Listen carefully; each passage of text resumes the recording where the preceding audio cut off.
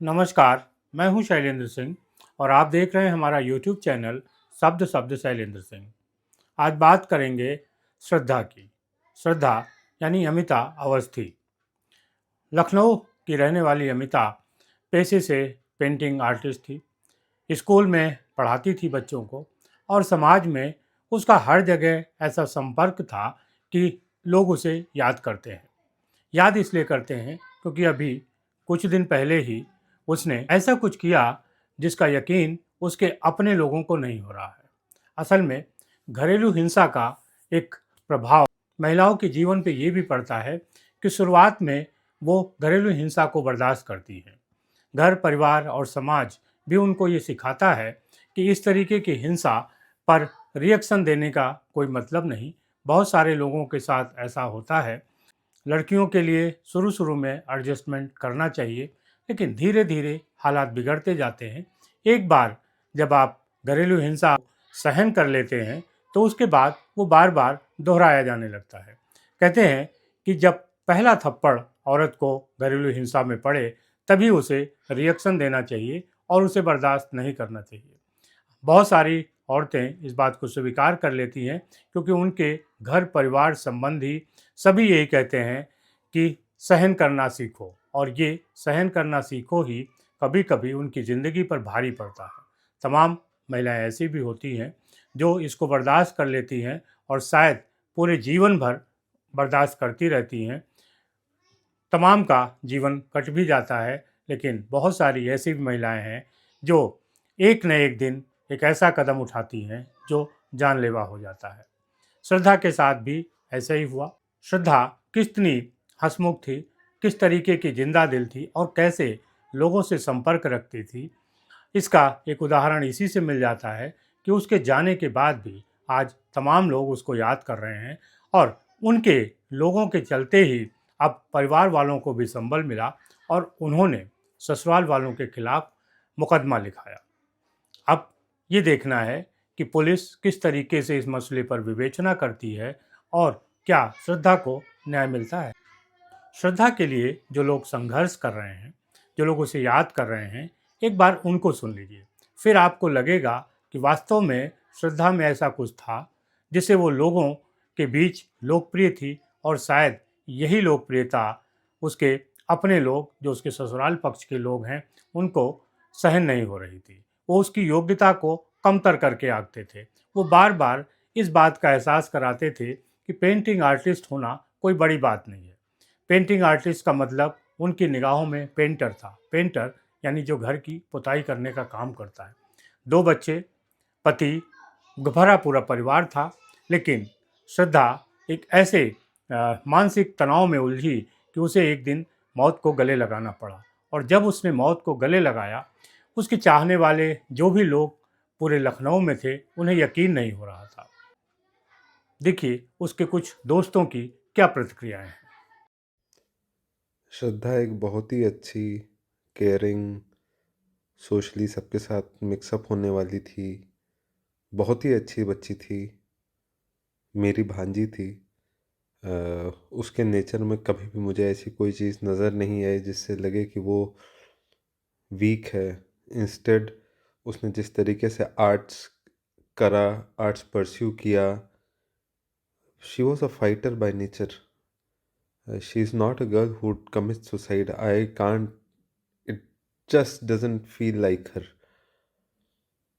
I'm really shocked to hear suicide हुआ। अगर suicide है तो she has been dealing with too much torture. I really don't know why a strong girl like Shraddha would take such a step. It's very, very shocking. श्रद्धा, जिसका official name Amita Awasthi है, अवस्थी तो वो दूसरे परिवार में जाकर हुई है। मेरा रिश्तेदारी के उससे काफ़ी दूर का रिश्ता है, लेकिन उसने अपने प्रेम और व्यवहार की वजह से हम लोगों से इतना प्यारा रिश्ता बनाया था। हम उसके मामा लगते हैं दूर से, लेकिन उसने जो इज्जत और जो हम लोगों को सम्मान दिया और जो प्यार दिया, उसकी वजह से आज हम उसके सबसे सगे मामा से भी अच्छे मामा हैं। और हमारी पत्नी को वो इतना ज़्यादा चाहती थी कि जिसका जवाब नहीं है। और आज उसकी जो ये हत्या हुई है, आत्महत्या नहीं है, ये हत्या हुई है उसकी। और इसका जिम्मेदार कौन, कहाँ डेथ हुई उसकी, कहाँ उसने आत्महत्या की, उसने अपनी ससुराल में आत्महत्या की। उसके जिम्मेदार उसके ससुराल वाले हैं। उसको इतना प्रताड़ित किया गया है, किया गया होगा, उसको इतना प्रताड़ित किया गया होगा जिसकी वजह से आज उसने ये कदम उठाया।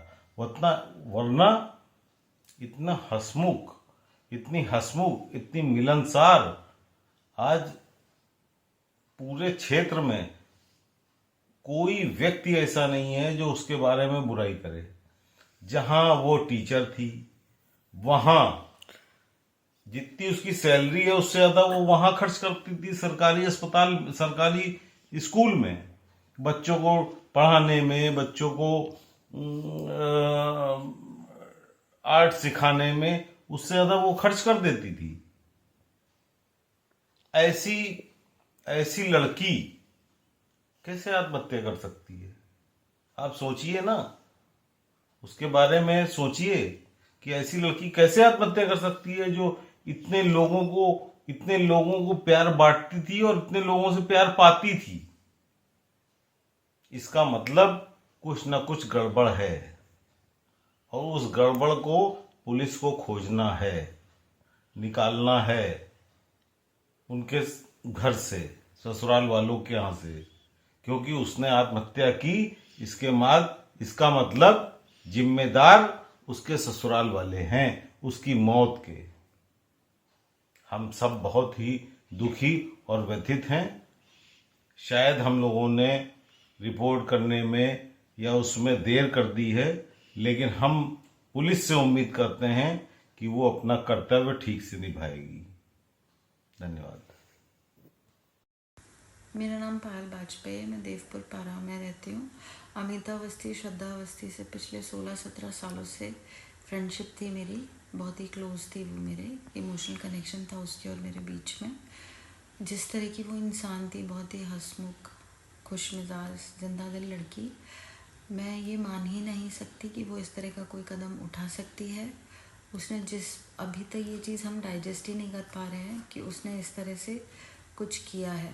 तो मैं बस इतना चाहती हूँ कि जिस भी रीज़न से उसने ये कदम उठाया है अपने साथ, उस रीज़न की जांच हो और उन सब लोगों को सज़ा मिले जो इस चीज़ के ज़िम्मेदार हैं। धन्यवाद। श्रद्धा के साथ मेरी अपनी भी कुछ मुलाकातें थी, गिनती की 1-2, और वो भी किसी पेंटिंग एग्जीबिशन में, बोनसाई एग्जीबिशन में, जहाँ पर कि उसने अपनी पेंटिंग का, अपने म्यूरल आर्ट का प्रदर्शन किया था। ये ज़रूर बात है कि जब आप म्यूरल आर्ट दीवार पे बनाते हैं तो आपको एक तरीके से पेंटर बन जाना होता है, लेकिन आप पेंटर नहीं होते। वो एक आर्टिस्ट थी और उसे इसी बात का दुख था कि उसके अपने लोग उसे आर्टिस्ट की जगह पेंटर समझकर ताना मारते थे। आर्टिस्ट की योग्यता को कमतर करके आंका जाता है, क्योंकि समाज में एक बहुत बड़ा हिस्सा वो है जो पैसे और चकाचौंध के पीछे भागता है।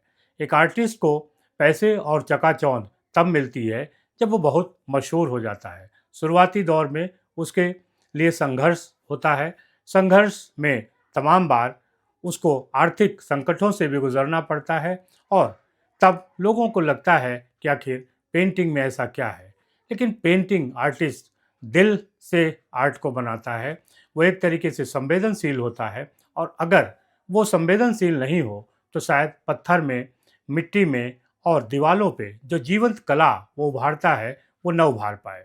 लेकिन यही उसकी संवेदनशीलता भारी पड़ती है।